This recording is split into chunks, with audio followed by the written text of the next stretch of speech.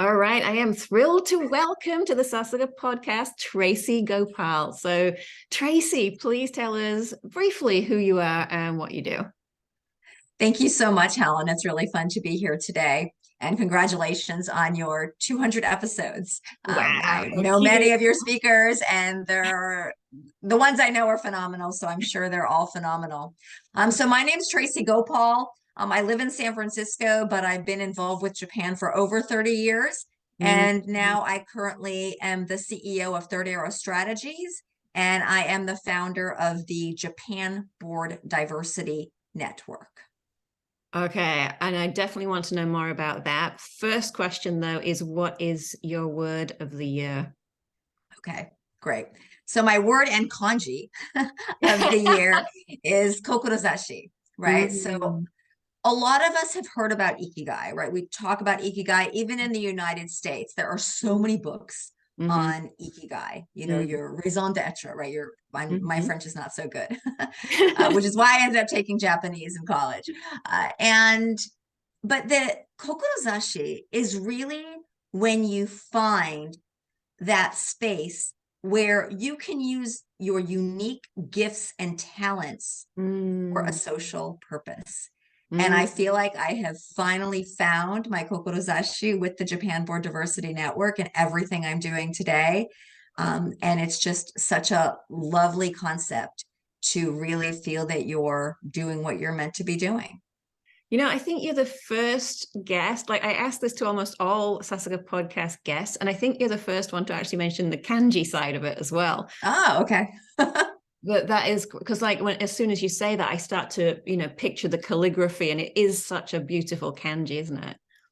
Yeah, wonderful. So tell us a little bit more then about, clearly you have this passion for the board diversity. How did you get involved in that? You're from the States. You said you studied Japanese, but tell us a little bit about how you got involved in that. Okay, so I'm going to just step a little bit back and give my short career and then how I got to where it is today. So I started studying Japanese in college in 1988. I attribute that to my roommate who was studying Japanese, and she said, "Hey, why don't you come to class with me?" And that was almost 30 that was a long time ago, 35 years ago. And I still send her emails thanking her for that tip. And, I did the JET program after college. I was in Shiga in Maibara-cho, where the Shinkansen stops. At that time, it was a cho. We had a population, I think, of 6,000. Now I think Maibara is an official city. But I taught English there for 1 year simply to learn the culture. But I'm honestly still today using the bits and pieces of culture that I picked up back then, and as well as throughout my career. So from that point, I came back to the States and, I got my MBA. And after my MBA, I got into transactions with Ernst & Young. And, at first day of every job I ever took, it was, "Hi, I'm Tracy. By the way, I speak Japanese. If there's ever an opportunity to go to Japan, that's my project. Send me to Japan." So with Ernst & Young, I had an opportunity to go to Japan in 2000 to build the valuation models for non-performing loans. So I didn't know what a non-performing loan was at that. They told me Furiosaiken no Morura, and I'm like, "What is a Furiosaiken?" And then I look it up. It's a non-performing loan, and I'm like, "Okay, what's a non-performing loan?" But I figured it out, and it was fantastic. And then throughout, my career, I then worked at a Japanese investment bank called GCA, which was recently acquired by Houlihan as the first American. And then I continued on, and I really developed a passion for corporate governance. And I joined a corporate governance conference in 2006 through the Japan Society. And I had spoken on poison pills, which was just one small aspect because that was my expertise working at GCA. But when I really decided to make a career transition, because honestly, I had a child and my job was travel Sunday through Friday, and I didn't want to do 80 to 90% travel with a child. So Japan has a little bit different situation where a lot of careers are hard, not just investment banking. But I really thought deeply, what do I want to do? And I said, I want to learn corporate governance. So I researched, who does corporate governance? And I got a job with ISS, which is the largest proxy advisor in the world. Getsken Koshi Jogen Gaisha, proxy advisor. And I learned the entire corporate governance landscape. And while I focused on US research and corporate governance for US companies, I also had the chance to go to Japan during Japan proxy season and learn the Japan landscape, always raising my hand. Give me anything related to Japan. I speak Japanese. I love Japan. Send me to Japan. And then after a 20-year career, I honestly didn't know what was next. And I was always a resign Friday, last day Friday, or resign 2 weeks, put my last day Friday, start on Monday. Everything was planned. This time it wasn't planned. I said, okay, I'm going to take 3 months to figure it out. Well, it took longer than 3 months. I listened to a lot of podcasts on find your passion, do what's right for you. And eventually, you know, I established this third arrow strategies, which was based on Abenomics no Sanban no Ya, the third arrow for economic reform in Japan and womenomics.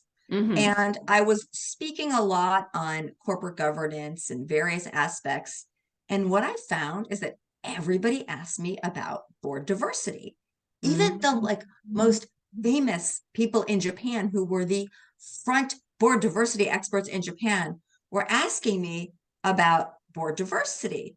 And I thought, this is really interesting. Why is everybody so interested in this? And then meanwhile, I live in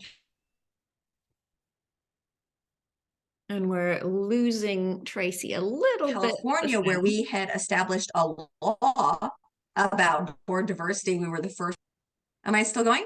Okay. You're good. So around me, there were all of these networks that were showing up. And I see my connection is unstable, so hopefully we're good. I was seeing all of these networks in the United States that were supporting women on boards. And I thought, wow, you know, maybe I should do one for Japan. But I wanted to do a global network because I wanted it to be a global movement. And so with that, I reached out to some of my connections through the Japan Society, like the wonderful women like Kathy Matsui, Kaori Sasaki, Masako Egawa, all the leaders. And I said, I'm interested in starting a network. Would you be my member? And they all said yes. And so from that, I launched my network in April of 2021 with 20 charter members, some of the most wonderful people, both in the United States and overseas. Suzanne Basala, who's now, you know, president of US-Japan Council, Susie Roos, who works with her husband, John Roos and they're just amazing, amazing women. And from that, I just grew the network. So it was really a confluence of events where I just listened to what the market was asking for. And now every day I'm just feeling so strongly what Japan needs. And I'm learning so much from these women. And so I'm able to share all of those learnings and kind of give it back. I love that so much, because quite often I hear from my clients or from Sasaka podcast listeners that they kind of want to do something, but they're not quite sure what. Your example, though, of first of all, just raising your hand for anything related to Japan. And then as you're going, you're gradually getting that clarity on what you want. So it really is that action creates clarity. Love that. It is. Because I will tell you, I had so many calls with people and it was like, what is your problem? And I was like, I don't have clarity. I don't have clarity. I can tell you today, I have complete clarity. It may have taken 5 years to get to complete clarity, but I got here. And I do also want to say, you know, it may or may not come. So who knows? But you have to take actions. I took 100 steps. I had 100 meetings. I did job interviews, which I will share with you. Most of those job interviews with companies where I was also exploring opportunities are now my partners at my network. So I couldn't figure out the exact perfect job.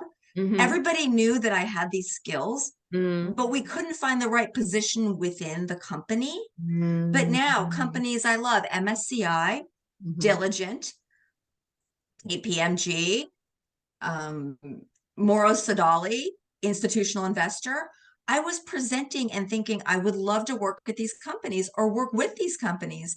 And now through this network, almost every discussion I had with every investor and every activist, they are all now somehow bringing their content and their expertise, and I'm able to bring all of that together. So nothing was wasted. Not one conversation was a waste. It was all worthwhile. Right. That's so brilliant that it all came together in that way. And it really highlights the importance of conversations, because you never know what conversation with someone is going to lead to the next thing. Yeah. Brilliant. Love it so much. So could you tell us a little bit more about your mission and why it's so, why is it so important? I think we have some ideas, but I want to hear from your words. Okay. So yeah, when I started the network, I really wanted to talk about, finance and teach women finance and teach them corporate governance and improve the number of women on boards. But the more and more I've talked to people, the more and more I've realized how critical getting diversity right in Japan is. Getting it right. So Japan is amazing. Like, oh my God, like, I couldn't find a single piece of trash on the street when I was in there. And after the past 2 weeks, I mean, the politeness, Japan does so much right, but Japan is a little bit behind on diversity. So I think that's kind of a generally accepted concept, and it's not meant to be a criticism. I understand exactly why Japan is at this point in the history, and I understand that Japan is changing, and I believe Japan can change. And before we even remotely criticize Japan for being at this point, 20 years ago, the UK and the US were kind of not too far off in terms of board diversity. 20 years ago, the UK may have been only at 10%. They are now, up at 40%, with additional, this is board diversity, 40% women on board, and also women in leadership positions. And France and Norway, they've had quotas for quite some time. And the US, 20 years ago was the same. So we're starting where we're starting. But not only at the board level, right? But in the executive officer, the Shikoi Yakuin level, and then in the management levels. And now all of the investors are measuring Japan on these metrics. And they're measuring them not only on the status quo today, but on their go forward plans, which I think is critical. Because look, you can't change exactly where you are today that fast. Totally understand. But you need to have the plans. So my vision, so I have two visions. The first vision is I want to improve corporate governance because I want investors to go back to Japan. And so I believe the women on the board are the ones who are going to be the change makers, because so, in Japan, there's this wa concept, right? You have to wa momoru, you have to protect the harmony. And I love wa in Japan, love it. But it's not a good asset in the boardroom. Absolutely. And so you need that dialogue. You need that somebody to question you. And the women who have been successful, they're successful because they the women who succeeded in Japan really kind of had to be really strong women and kind of push the envelope, we say, like they had to push the envelope. They had to speak up and take more challenges. And I think they are more likely to speak up on a board as an outside director than somebody who's an inside director who works side by side the CEO every single day. And in fact, I know that some women are like, we've been asked to kind of be the bad guy and bring up the topics of change, which are scary for the insiders, but they want somebody to bring that up. So I think number one, the women are the one who can promote corporate governance, which looks like reducing cross shareholdings, having majority independent boards, getting strong nominating committee processes, and hiring skills-based, diverse talent, and, capital allocation, all those wonderful things. But I also believe that if there is not women or a critical mass of women, which is 30% is deemed the tipping point for a critical mass of women on the board, then that conversation's not going to happen. And it might happen a little bit, but it's not going to happen at the level it'll happen if you've got the women there who know they should be, the women in the room. And it's the same at the executive officer level. And Koike-san, I just said this on a Bloomberg New Voices podcast, where I know Noriko Suzumura was just on your event, but Bloomberg just hosted an event where Koike-san said, look, if we don't have women in the room, then we can't really call it an official meeting. Yeah. And I can only imagine these meetings at these large Japanese companies of 30 men, you know, in these massive trading companies. I mean, now most of them have 1 or 2 women, but how do you have a meeting to run a global company and manage a global workforce without some women in the room? Yeah. And again, there's some wonderful men out there who will bring up diversity, but I don't want to say that women are more likely to, but I kind of think they, and I kind of also give the women and the members that I have that responsibility. You kind of need to be the voice of diversity. I know it's everybody's responsibility, but I really want you to do it, because I think as, you know, I think as a woman that you just more have, you more notice it. Yeah. And yeah. So we can talk about that later, but it's a skill to notice diversity. I didn't notice it before, but now that I focus on it day and night, you know, our Japan Society just had a healthcare connection event, and they posted a picture on, and I hope I don't get in trouble for that. I posted a picture. They posted a picture, and I saw only like 1 out of 30 was a woman. And I thought that doesn't set a good example. Now, we do have more women who couldn't join, but I brought it up. Our committee was so receptive, and they said, you know, look, we noticed that, and we're going to make stronger efforts. Thank you so much for bringing this to our attention. That's good. So I view it kind of like, rather than I'm being annoying and being the noisy, like, oh, diversity, it's like, look, it's my skill. I mean, I have a CFA as well. I have financial skills. I can read financial statements, but my other superpower is noticing when there's an issue with diversity. Right. And in the way that you bring it up, you bring it up in a supportive way to, you know, to help them, rather, it's not a critical way, right? Right. Absolutely. I just love that, because it had not occurred to me, the point you just made about the outside directors being in a sort of different position. So in a sense, it's easier to have that challenger voice. I talk about, you know, in facilitation skills training about the challenger role, and it's so much easier when you're coming a little bit from the outside, right? Because of as you said, I made a note of this, the "what is not a good asset in the boardroom." That is just such a great quote. I love it. So I can see your passion, like, you know, I'm talking to you here on video, and I can see your passion. I would love to know a little bit more about what it is that really lights you up about your work. Gosh, I love everything I do.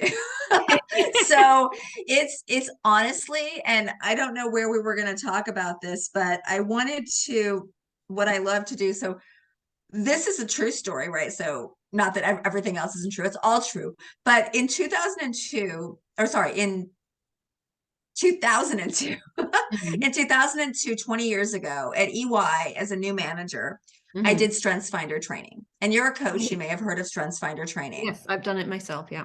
Yeah, and I honestly pulled out the sheet for today's podcast. And I looked, and my 3 themes were achiever, which is one who is driven to achieve and has great stamina, drive to work long hours, and that's to achieve. Second is command, where I could easily step into leadership roles and just, here's the problem, here's my 10-step work plan to attack the challenge. And the third is woo, which was winning others over, but it's more about like, I'm really good at meeting people and finding that common connection and establishing that bond and really developing true connections. And so JBDN, my network, which I didn't talk about the mission. The mission of JBDN is to promote both corporate governance and diversity through training, inspiring, and then calling to action these women who are on boards or will be on boards or are in leadership positions and are in positions of influence.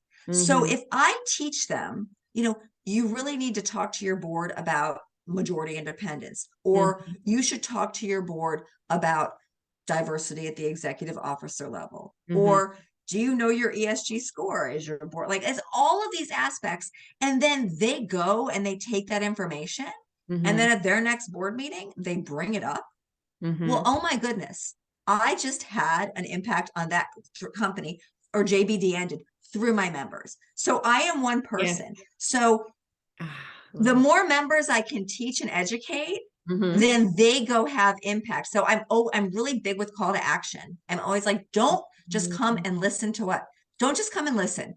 Come listen, but always write down something that you can do to move this forward. And I just had my sold out event in Tokyo, my first live event. Most of my events are on Zoom because my members are global, and I do live in San Francisco, and it has been a pandemic. But I had, 80 women in the room, and they were all taking notes on how to engage with shareholders and how to create value and how important their role was. We had comments by number 2 at the Tokyo Stock Exchange, Mr. Konuma. And I had the head of APAC stewardship, Chris Vilburn, talking about what they want to hear. And they were all listening. I got notes like, I didn't even look at my phone once. So if I can, I know, but in today's day and age, that's actually the bar. If you can make somebody not look at their phone during an event, that means you captivated them. Absolutely. So what I love education, and I love creating content. And I love creating content with my partners.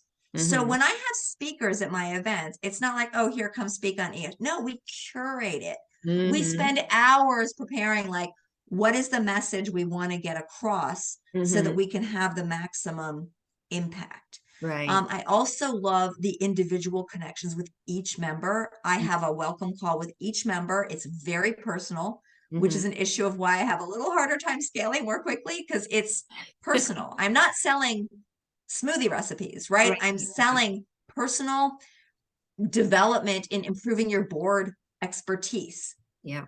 And I'm selling a mission, and that takes a lot more personal time and dedication. So I love education and connections and really thinking. And I love, inspiring women. I've also had the chance to, besides my own network, speak at Medi to their Women in Leadership program. I work with the 30% Club, which is a group of companies who are all dedicated to reaching 30% on their board. And the messages I get back, it's paid in warm fuzzies. If people know what warm fuzzies are, you get, it's like, oh my God, did I just impact somebody? It's just phenomenal. Right. I love it so much. It's because you're raising, it's not just that you're raising awareness, but you're also really supporting to make a difference. It's brilliant. So what do you see then as the challenges for women specifically in Japan? At which level? Well, I was going to say, like, could you give some general, and then for especially for those who have got to the manager and above level? Okay. Well, first of all, I think it's a great time to be a woman in Japan. Why is that? I mean, I'm not saying that all companies have changed. I'm not saying it's easy, and I'm not saying that it's an equal playing field yet.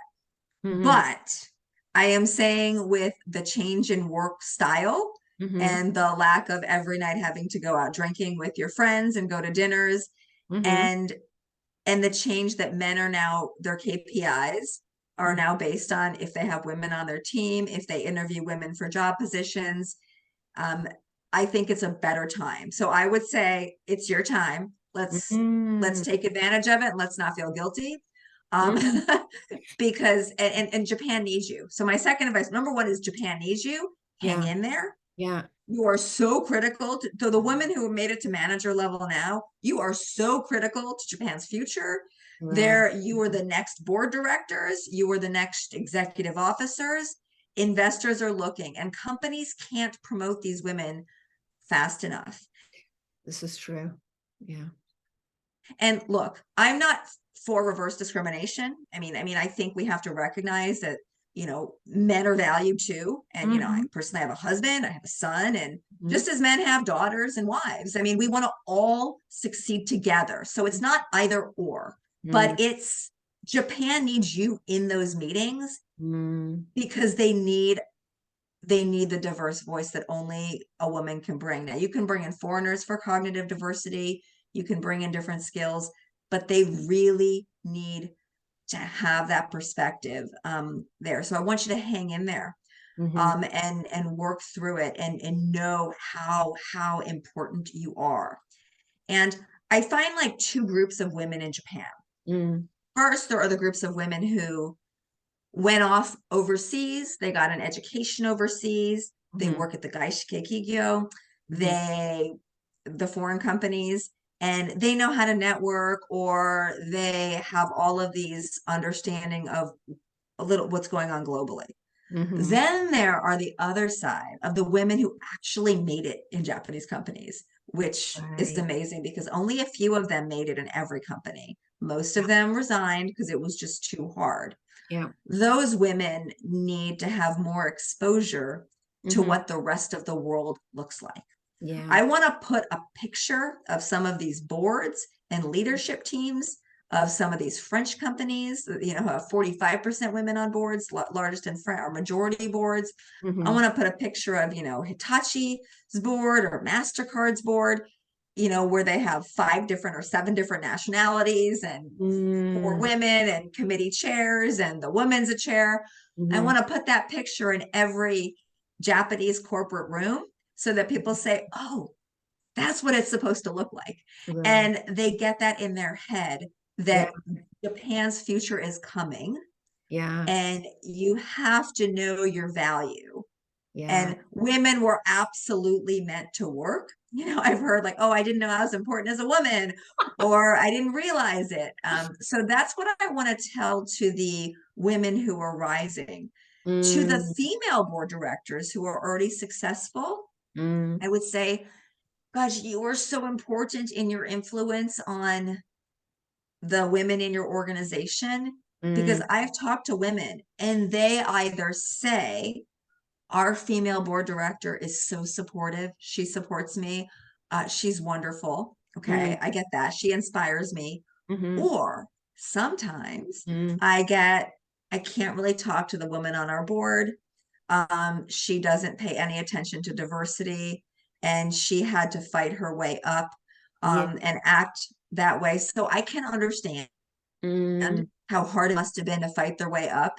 And it's not always so easy to say, well, I fought so hard. Now you have, there's kind of like it, but you just have to be like, look, I fought hard and I did it, and good for me. Give yourself a pat on the back, but try to be supportive of the other women, because they really, not only do they need you, the company needs you, and all of Japan needs you to be that voice.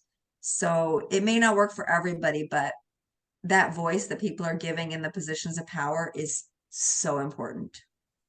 Right. I love that. And when you said about, this is what it should look like, even it's like, this is what it could look like, because it's like a lot of people, in my experience, they don't even know the possibility.